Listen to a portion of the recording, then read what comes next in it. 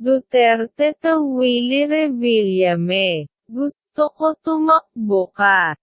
Naghihintay na tatawag, wag niyo muna kung expect magtatawag muna ako dahil meron lang akong gustong una sa lahat, sabihin sa inyo na importante dahil kayo naman kasama ko sa buhay ko.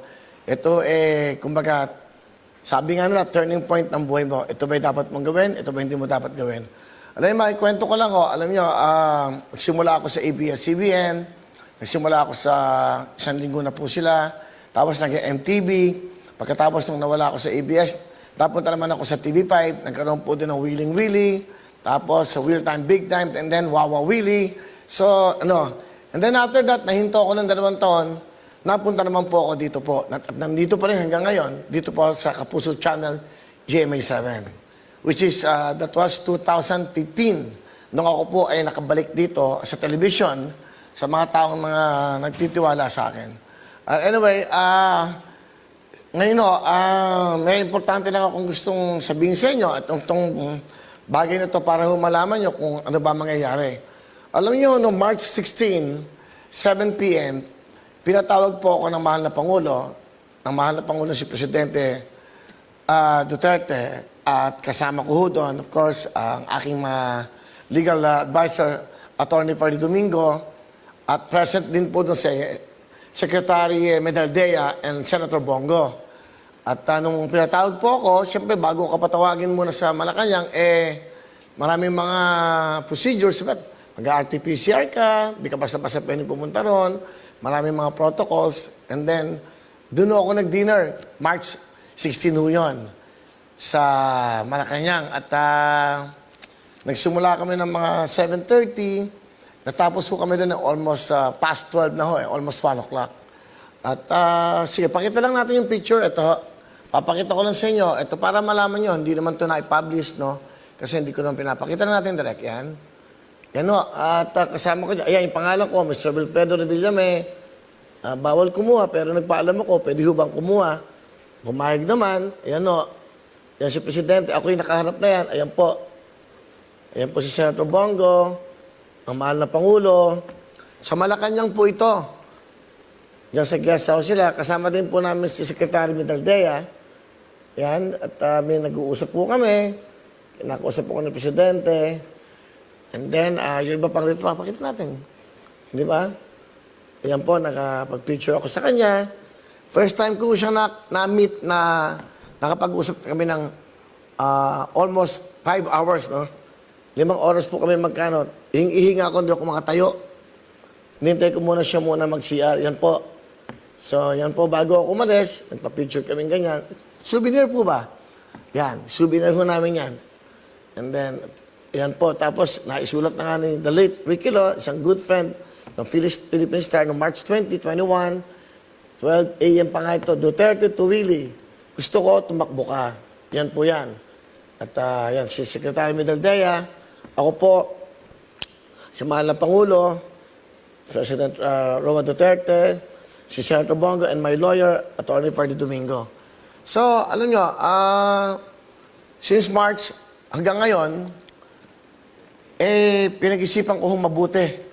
Pinag-aralan ko mabuti, pinagdasal ko, marami ako mga kaibigan na kinausap, marami ako mga taong nagtatanong at pinakikiramdam, management, ordinaryong tao, kasama ko sa programa, di ba? Lahat to. All walks of life. So, dumating na yung point na I have to decide, which is, ito nga ako ngayon. Kasi nga, ito yung second to the last day ng filing, bukas na lang po ang filing. So, hanggang kagabi at yun, nung last Sunday, sinawag ko yung mga kaibigan ko, mga taga-Kabanatuan, dumating din doon si John Estrada, si Tito Camo, yung mga malalapit sa buhay ko, at may mga nakausap ako mga talagang galing talaga doon sa, kumbaga, saan ako nagsimula. So lahat ng ito, kinausap ko. Kumbaga, kinausap ko yung sarili ko. Kailangan ikaw magdesisyon sa buhay mo, hindi ibang tao. Hindi yung opinion nila, dapat kausapin mo yung sarili mo kung gusto mo ba to, kaya mo ba yan, ano gagawin mo dyan? Weigh mo yan Tapos, ito yung programa mo na araw-araw, Monday to Friday, nakapagbibigay ka ng saya, nakakapagbigay ka ng tulong sa abot kaya mo. So, lahat ng ito, binabalansi mo sa buhay. So, nakikita ko ngayon, nakikita kong hindi nagkakasundo. Nakikita kong nagbabangayan. Nakikita mong pataasan ng ere, hanapan ng dumi, di ba? Sabi ko, napakahirap pasukin ng isang bagay na ganito yung papasukin ko. Una sa lahat, hindi naman ako nakapagtapos ng pag-aaral. Ako po isang drummer lamang nagsimula na kumikita dati ng 50 pesos, 80 pesos, 120 pesos. At yun, hanggang kailangan mo lang mabuhay. Makakain ka lang, makapagbayad ka ng kwartong bed space mo. So, lahat po ng ito, di ba, bumabalik, nanunumbalik sa isip mo. Hindi ko kinausap yung mga anak ko eh. Wala akong kinakausap. Basta kinausap ko lang yung mga, alam niyo na, syempre, yung mga taong gusto kong madinig yung opinion, yung totoo ang sasabihin sa akin. Actually, ito. Meron na akong COC. Ito yung COC ko. At I really have to decide. Nung nag-usap po kami ni Mana Pangulo, hindi lang po isang beses. There was a time, nasa Clark ako, nakadinner ko si Secretary Bernard Romulo, at nakausap niya si Presidente, tinawagin, nagkausap din kami ni Presidente doon, sinasabi niya, gusto ko, tumakbo ka, ikaw yung number 1 sa listahan ko, para makatulong ka, alam ko hindi ka magkukurap, alam ko tutulungan mo yung ating bansa, ating mga kababayan. Every time na nag-uusap kami ni Presidente, isang personal, 3 beses sa telepono. Up to the last time, last week ko, kinausap na naman niya ako. Nag-usap kami sa telepono through Senator Bongo. Actually, may video tayo, no? Panoodin lang natin itong video na madaling araw ho, nagising ako, sinend sa akin ito ng Senator Bongo. Kasi parang nagte-text sa akin, maaga ako matulog, 9:30, 10 o'clock, may nakakatulog na ako. And then, ito, panoodin lang natin yung video na to. Willie, si Mayor to. Kumusta ka? Matagal na tayo hindi nakita. Pero paragi kitang nalaala. Dahil gusto ko sanang maging senador ka. Sabi ni Bong, medyo nagdadalawang isip. Pero ganun pa man, open yung slot mo until the last minute kung ayaw mo na. Talaga, pwede na tayong mag-usap ulit. Sana in the meantime, more success sa programa mo sa mga tao. At believe ako sa appeal mo sa masa. Mabuhay ka. Yan po, si mahal na Pangulong Duterte. Madaling araw po yan, sinend sa akin ni Senator Bongo. Kaninang maga, kausap ko na naman si Senator Bongo. Medyo matagal kami nag-usap. Pinapatanong nga doon ng mahal na Pangulo ko ng desisyon ko. In fairness po kay Senator Bongo, kay Secretary Medaldea at sa mahal na Pangulo, hindi po nila ako pinipilit.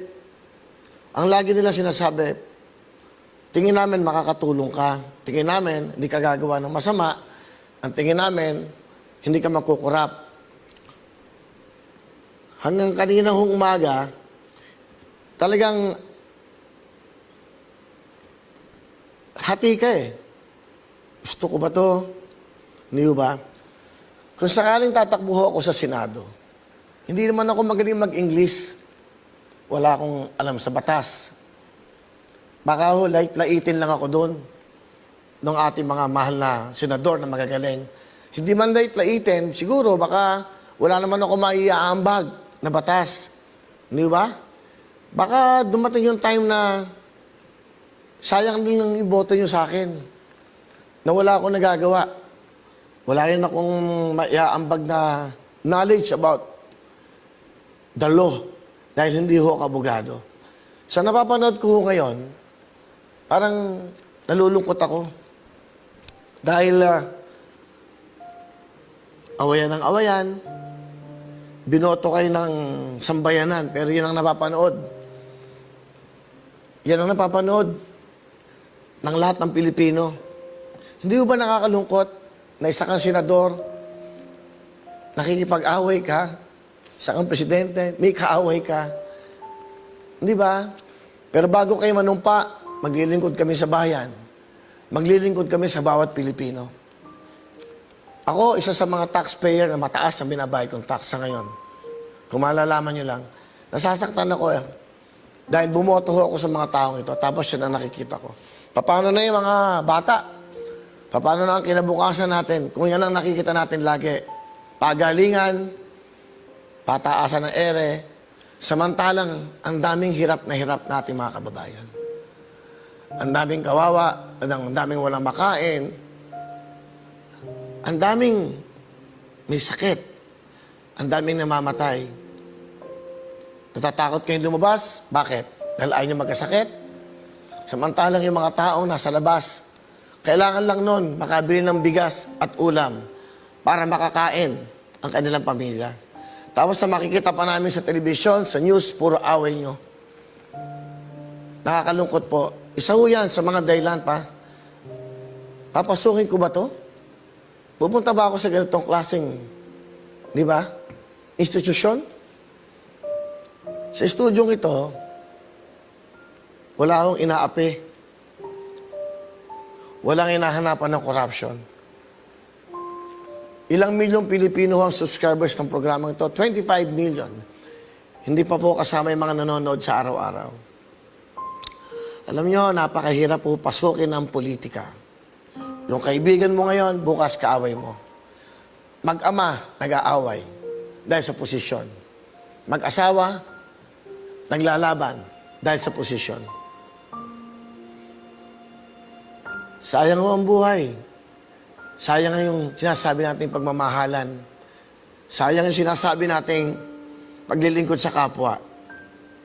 Dapat, kung maglilingkod tayo, tanggalin niyo yung galit sa puso niyo. Hatred, wala na tayong ginawa kundi magsiraan. Hanapin yung dumi ng kapwa niyo. Lahat naman ho tayo nagkakasala, ako, kayo, tayong lahat. Pero ganun pa man, siyempre, nagsisisi tayo, di ba? Alam niyo, ang hirap Gumawa ka ng mabuti, parang isang bond paper. Puti. Malalagyan ng isang tintang itim yan. Ano mapapansinin yun? Yung puti? Hindi. Yung tinta. Yung dumi. Yan ang nangyayari sa ating bansa ngayon. Walang unity. Tatakbo kayo para makaganti sa dating namumuno. Tatakbo tayo para hindi makapasok yung isang mamumuno. Ganun ba? Ganun ba ang pagserbisyo sa bansa natin? Yan ba ang iniisip ng bawat politiko? Hindi ako nagmamagaling. Opinion ko ito dahil sa araw-araw na nasa noon time show ako at araw-araw na may nakakadidinig ang boses ko, pambili ng gamot, pamatsikula, hindi pa pangkain namin. Dapat yun ang pinag-uusapan nyo sa Senado. Anong bibigay na batas sa mga taong naghihirap? Anong batas ang gagawin nyo? Laging, ilang batas na ang ginawa nyo? Pero binabago nyo. Dati may death penalty. After death penalty, ngayon gustong ibalik. Pag iba namumuno, iba na naman. Yung batas ng tiyan ng bawat Pilipino, yung batas ng kinabukasan ng bawat bata na walang libro. Bakit ang Korea nagna-number 1? Bakit Gangnam Style? K-pop. Bakit? Suportado ng bawat Pilipino dapat. Ang talent ng Pilipino. Yung K-pop, suportado ng gobyerno. Di ba? Hindi sila naiinggit. Ngayon, nandun na sila sa Grammys. Di ba? Nandun na sa American Music Award. Nandun na sila sa lahat. Di ba? Pati sa UNICEF, pinatawag sila. Di ba? Napakaliit na bansa. Hindi tayo asenso hanggat lagi may galit, inggit, lagi may seek for power ang gusto nyo. Alam nyo, hindi ako nagmamagaling, hindi ako magaling na tao, I'm not a bright person. Pero, ang puso ko, laging may pagmamahal. Nagkakamali ako, nagagalit ako, namumura ko ang staff ko, totoo yun. Pagalitan ko, namumura ko talaga sila. Pero humingi ako ng tawad. Alam niyo bakit? It's for the show. Dapat Laging siya kabubuti ng lahat. Ano bang, ba't ako nagagalit? Nagkakamali tayo eh. Di ba dapat every time lalabas tayo, tama ang ginagawa natin. Bakit? Bayad tayo dito eh. Binabayaran tayo. At yung trabaho mo yan, pag-usayan mo kung gusto mo umasenso. Kung mahal mo pamilya mo, mas mahalin mo ang trabaho mo dahil yung trabahong ito ang nagpapakain sa pamilya mo. Ganun lang naman kasimple yan eh. Di ba? You have to be professional. Di ba? 7 months, pinag-isipan ko ito, anong magiging desisyon ko sa buhay ko. 7 buwan, araw-gabi. Papasukin ko ba to? Pero sa nakikita ko, napakahirap gawin ito. Sana lahat ng politiko, hindi politiko, you should be a public servant. The word politics, tanggalin nyo sa puso't isip nyo. You need power? At the end of the day, darating lahat tayo, nakahiga. Pantay-pantay lang tayo sa kabaong. Maniwala kayo sa akin. Hindi nyo nadidinig ang hinanaing ng mga basurero. Lahat ng boboto, lahat ng nangako sa inyo, nagawa ba ang mga pangako sa inyo? This time, it's about our future. Kinabukasan ng ating mga mahal sa buhay, yung magiging anak ng anak natin, yun ang isipin nyo. Hindi ba? Dapat magkaisa tayo. COC, the last day of filing is tomorrow. Hindi ko kakayanin pumasok sa isang bagay na wala akong kakayahan.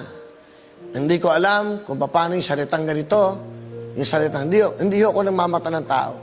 Dapat pag pinasok mo isang bagay, mag-excel ka, makakagawa ka ng kabutihan, makakagawa ka ng tama.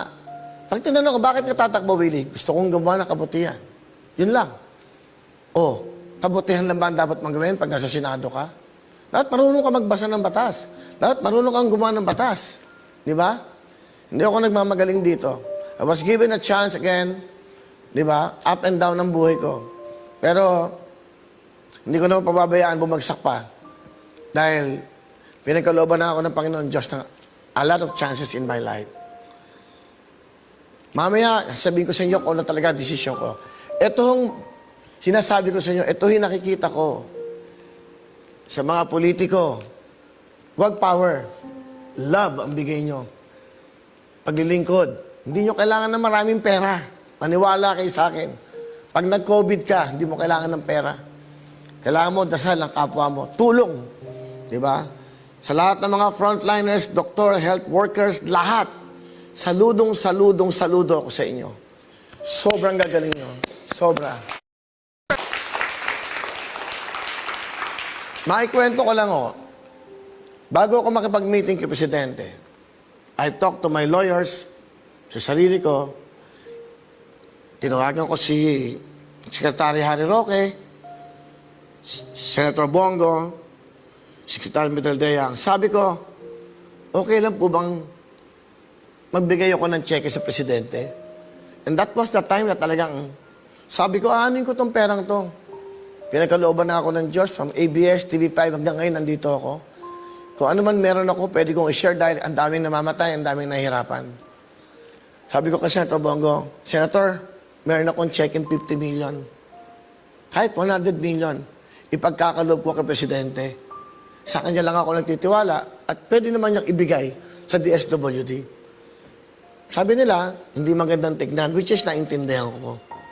Hindi magandang tignan kasi pangit tumanggap ang Presidente. Pero yun yung nararamdaman ko dun eh. 50 million, 100 million, hindi ito pag-aangat ng sarili ko. Totoo po yan, alam yan na Senator Bongo. That was last year. Nung nagkakaroon tayo ng lockdown. Sabi ko, aanuhin ko yung naka-time deposit na pera. Aanuhin ko yan. Ang dami nakakailangan.